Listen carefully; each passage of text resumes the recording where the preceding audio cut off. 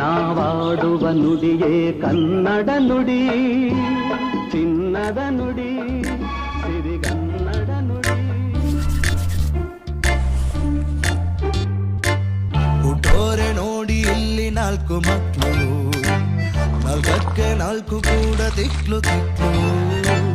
ಹೆತ್ತಂತ ತಾಯಿ ಪಾಪ ಹೋಗಿ ಬಿಟ್ಲು, ಅಪ್ಪಂಗೆ ತುಂಬಾ ಇಷ್ಟ ಫುಲ್ಲು ಬಾಟ್ಲು.